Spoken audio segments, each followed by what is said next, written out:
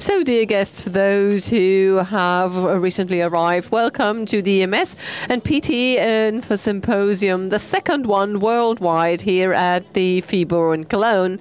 Our next speaker is Kurt Stübel. He focuses on the eccentric phase. What needs to be taken into consideration regarding EMS and PT training, how EMS to eccentrically train the muscles. He will give you explanations and give examples.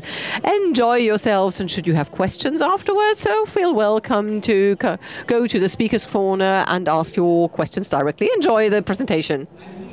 Well, a very good afternoon. Eccentrically stress training for EMS training and professional personal fitness training. This is important for us, and I'll show you why. I will actually break down the presentation in two parts. The first part is the theoretical part, and then we will see many practical examples. We will see images, we will have a look at exercises, how to implement it. So not a lot of theory, but lots of practice. Training adaptation. An easy introduction. Every organism requires stimuli to adapt biopositively. If I don't set any stimulus, then the body doesn't feel anything. This is why we have to put our trainees under tension, under a load. A person with a part-time job, and we have many of these coming to us to be trained, with a sedentary occupation, makes a maximum of 4,000 to 5,000 steps per day. This is not enough, because the WHO says that you should actually do at least 10,000 steps a day to stay healthy. Not for a biopositive adaptation, but just to stay healthy. A person with a sedentary occupation sits between 12 and 16 hours a day. 12 to 16. And there's some men here, and men even sleep like that at night. So we don't have to worry why they look the way they look. The consequence of this poor exercise is that we have poor circulation in all of our muscles, and this poor circulation has extreme consequences. The muscles are hypertonic. The tonus increases, although the muscle is very weak, so it's passive.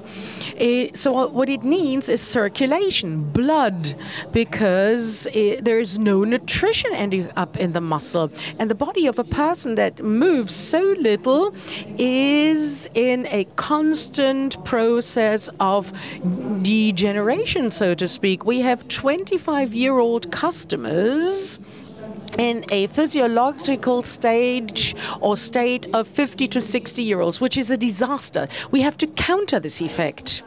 The second basic principle, how does movement work? I take a dumbbell and I work auxotonically, so the tension and the flexion changes. Three phases are involved always. There is a constant change between concentric, holding, the static, isometric, and the eccentric, the giving in. And this giving in is what I will focus on in my presentation. This is the three stages. Classical strength training in a regular fitness club. When we work with a short or long dumbbell, then I always have the concentric tension, the isometric, the holding, and the eccentric, the lowest tension, because I have to reduce the tension, otherwise the weight wouldn't go down. So as a matter of principle, I have a concentrically stressed training with all of the squats, with all of the push-ups, with all of the dips I do. Static isometric training. When I do EMS now, there are many suppliers that offer EMS with a position standing, and then the power arrives, the current, and you stay in the same position. This is all static. This is static strength training. And the question is whether this makes sense. Knowing that from a tension of 15% in the body, there is a poorer circulation in the muscle. If the tension goes up to over 50%, then the circulation stops altogether. There's no circulation in the muscle, zero. And knowing that the trainee sits between 13 and 15 and 16 hours and has a poor circulation anyway, you really have to wonder, does this make sense for EMS or personal training to train statically, isometrically? Then watch The Biggest Loser, the TV show, and you see this trainee in this one position. They have to hold and hold and hold and hold, and it makes no sense whatsoever. Of course, it is stressful, it is hard to do, but it doesn't produce an effect. And this is why we have to take a more detailed look at it. These are the drawbacks of the isometric training. They're more than this. Of course, there is this poor blood circulation or complete stop of circulation. Then there is this inclination to actually breathe wrongly. It is not relevant for everyday activities. When we do EMS or PT, then you usually adapt it to everyday movements, and you have to have fine adjustment through muscles. Even standing up, even if I stand up, the muscles have to finely adjust my movements, and this is why this type of training is not relevant for our everyday movements. Then the eccentric phase is missing altogether, which I need to go downstairs. Who holds me? This is the eccentric phase precisely. This is why we have so many people that find it hard to go downstairs, because they are too weak eccentrically, and this is why there's no active joint stabilization either. Professor Freiwald said this morning. Muscles do not help the joints. No, that's wrong. But muscles can actively stabilize joints, and that's a decisive function, and I have to leverage this function. And in order to obtain this positive stabilization of joints, I have to train eccentrically, or with a focus on the eccentric phase. In the isometric training, I actually add force to this angular position. If I work isometrically, then I actually gain power up here, not up there and not down there, just in this angular position. We have no biopositive adaptation in the hyaline cartilage. The cartilage, of course, also wants some tension to adapt, wants some training. If I don't move it, then there is no adaptation. Then the elasticity and flexibility of muscles and fascia is degenerating. It's getting worse. When you do regular isometric strength training, you lose mobility. And I worsen my range of motion. So the movement amplitude is getting smaller. So why should we train with a focus on eccentric phases? Well, our intramuscular coordination improves. Which muscle fibers are triggered when I step down the stairs? It's the FT fibers. It is the high-speed fibers that have to give in a very short amount of time. So I have a completely different control spectrum, a completely different communication between the brains and the muscles. I have an extreme tension or pull at the bones, and this is what the bones thrive on. They thrive on this pull, this fascia pull, and this increases the bone density. So this fights osteoporosis. This is extremely relevant for our everyday use, because I have to be able to walk down the stairs. Walking, I don't have to go uphill, but I also have to be able to go downhill unless I have a lift available.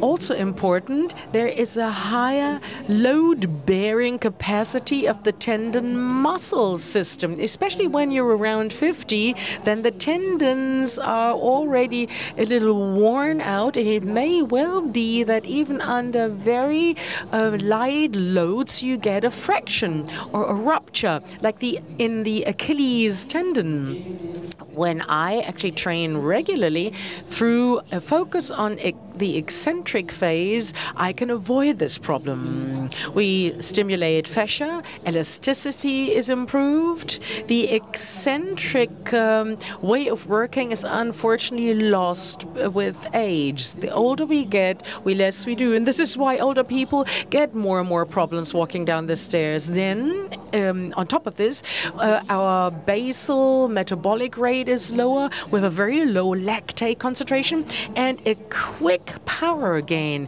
And there's one more point that's missing on the list. It is a prevention for fall. It's fall prevention. It is so important because I have to be able to hold against the wall or actually put forward my foot. This is all the eccentric phase.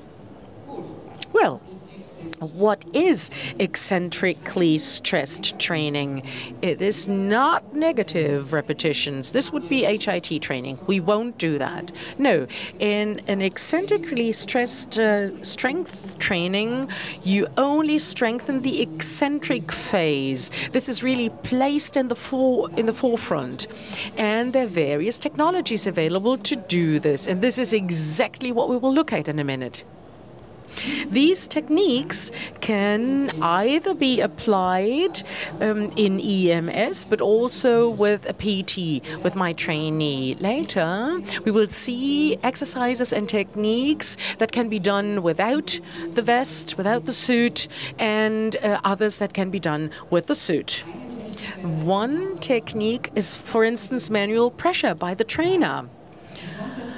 So the concentric phase is done by the trainee alone, and in the eccentric phase, I, as the trainer, add pressure. The second possibility is to change the time under tension. How long do I work in the eccentric phase and how long do I work in the concentric phase? I can change these phases. This works in PT even for slow motion. This means that the eccentric phase can last until 15 seconds, and then I do a very quick concentric phase. Example, squats or push-ups, 15 seconds down with your nose and back up in 2 seconds. Or pull-ups, letting yourself down in 15 seconds and going up again in 2 seconds. Well, you have to try it out during the training tomorrow. Then a very simple technique is the change of the levers, the extremities, legs, arms, thereby focusing the eccentric phase. And I can combine things. I can actually change both the time of detention and the lever, and I can do eccentric training with just one leg or one arm. And I'll give you an example soon. Manual pressure by the trainer. Same movement as usual, normal. It's just that the trainer, the PT, applies additional pressure during the eccentric phase. And the pressure should be in such a manner that the trainee does not have to give in. And the movement can be done via the maximum ROM, or depending on the anamnesis, in a restricted ROM. Time under tension. In EMS, we often have like 4 seconds of current applied, and then there is a 3-second break. If I do a squat, then I go down in 3 seconds, and the concentric phase is simply faster. It would even be better to only have the eccentric phase with a focus. So I use all of the 4 seconds under current to actually come down, and then without current, I go up again. PT would normally require 4 to 5 seconds for the eccentric phase and 1 to 2 seconds for the concentric phase, or do it in slow motion, extremely slow motion, really in an exaggerated fashion. Of course, the whole body will be trembling, but this is deliberate. Then I can change the levers. By changing the legs or arms, I can vary the exercise and work in an eccentrically focused way. You can do push-ups, you can squats, you can do crunch, lateral flexion with a partner, and sit-ups. And we will see this in a minute. Then I can also exercise with one leg or one arm. In the concentric phase, we would work with both extremities. And in the eccentric phase, we'd only work with one leg. So, for instance, for squats, just on one leg. Now, let's look at the exercises to show you that this also works in practice. This is the personal trainer and the trainee. The trainee does a lateral abduction to train the lateral buttocks. Up is fine, and now I try to push down the leg. And this, of course, gives the trainee a higher eccentric load, which is good for hip stabilization. Next exercise. This is for the ischias muscles. This is PT. I have a very good contact with my customer, and this is why I'm allowed to sit on her bottom. She actually brings up the leg, and I push with my hand, push her foot down, and she is trying to counter this movement eccentrically. Here you can see it even better. Or work with one leg or two legs. We actually lift the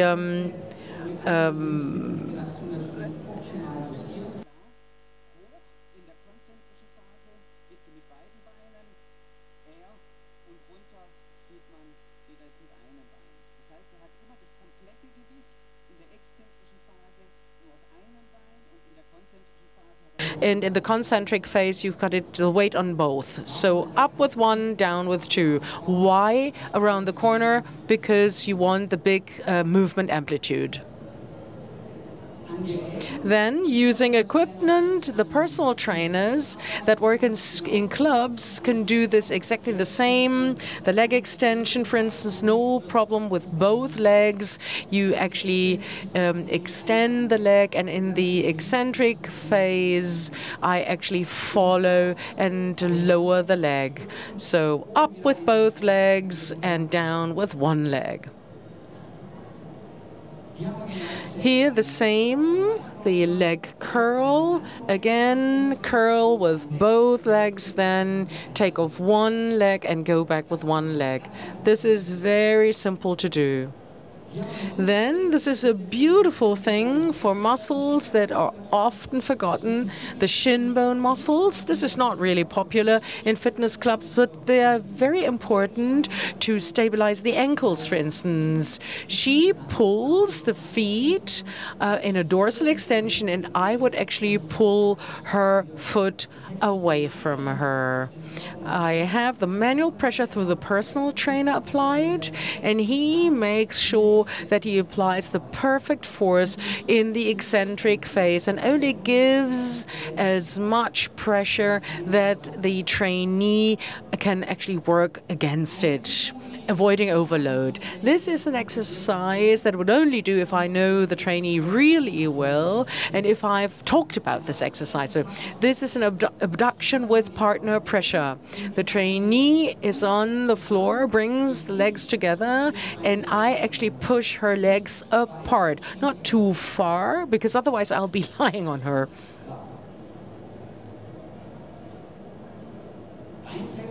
Then leg press, again, one leg, two leg.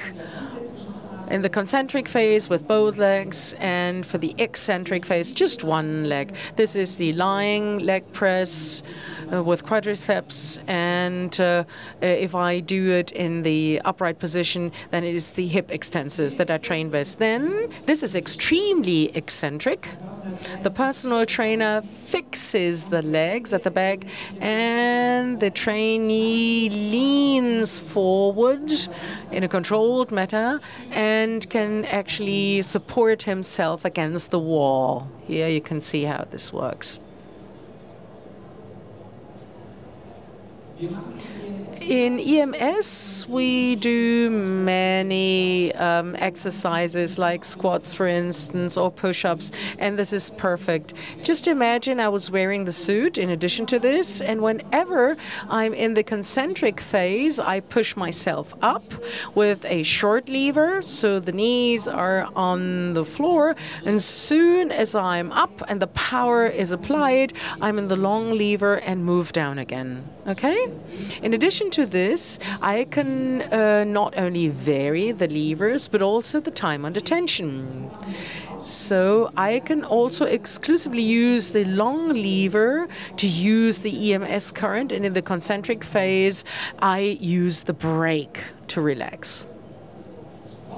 Squats with lever variation. We work with little dumbbells. They don't have to be very heavy, 1 to 4 kilograms. When he actually goes up in the concentric phase, the dumbbells are on the body, and when he goes down again, he would actually lift the arms to have the long lever. And through the long lever, the 2 kilos apply an incredible force.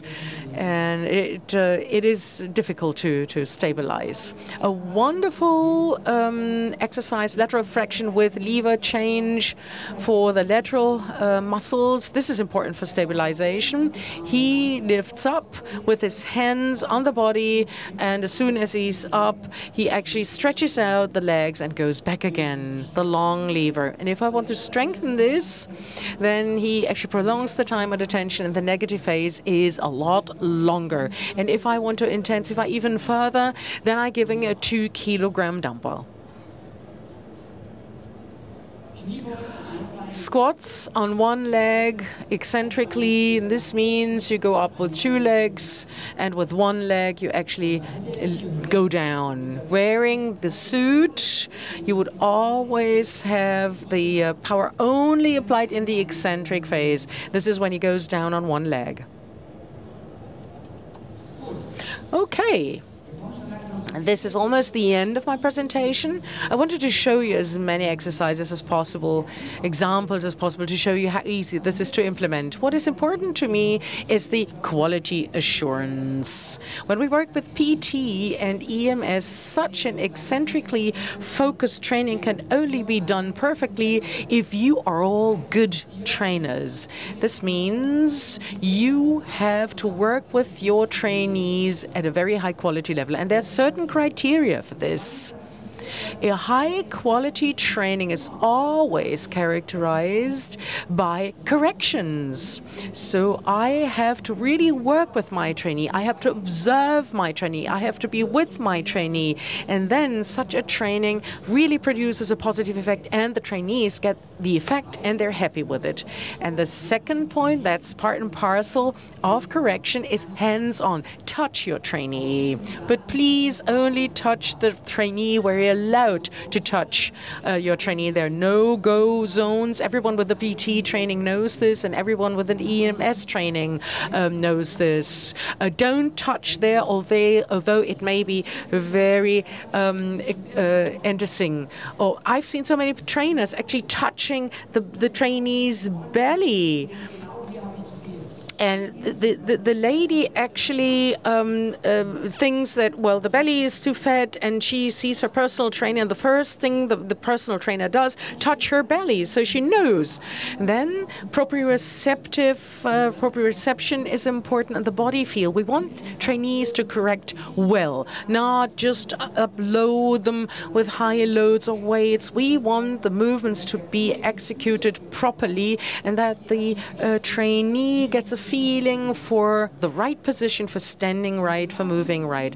And this is precisely what you can only achieve with one-on-one training in PT and in EMS. This is the only way to generate this high quality, but only if the trainers are good and if this is not a mass exercise.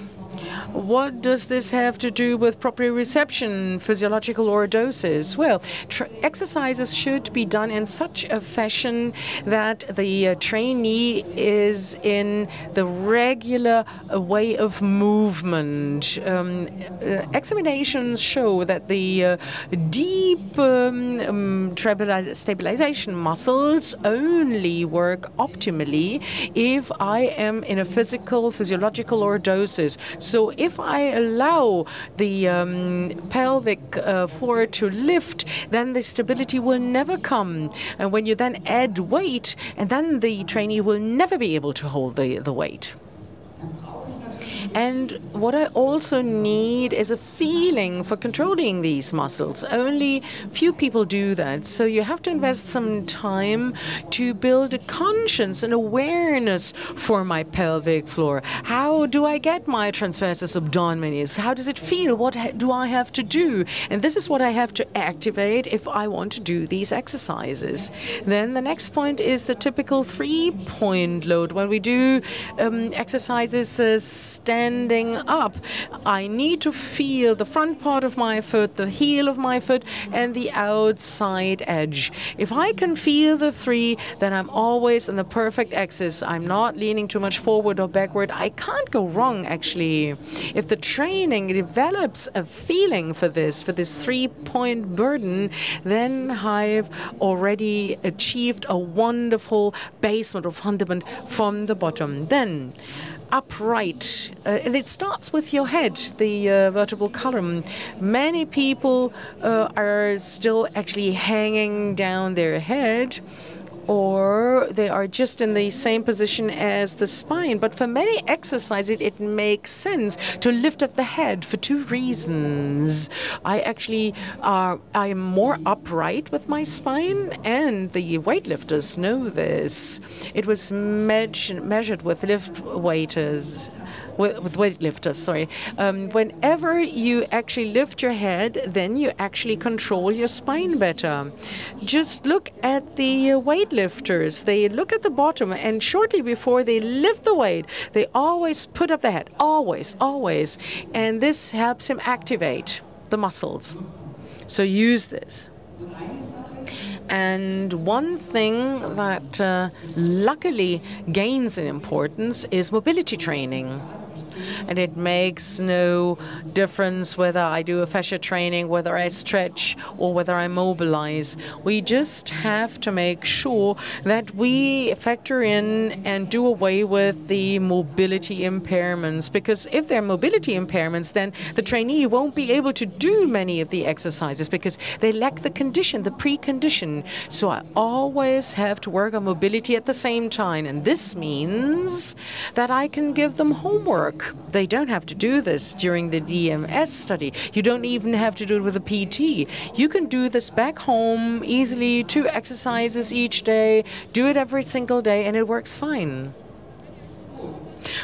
Well then, this is almost the end of my presentation. Detailed literature containing many of these exercises can be found at the Body Life stand. There are muscle training, 2 muscle training books available, and number 3 will be published today, and also some service manuals, and there's even a video included, and you can actually deepen your knowledge with this. And I do hope that you found your personal take-home lesson in this presentation and enjoy training. Bye.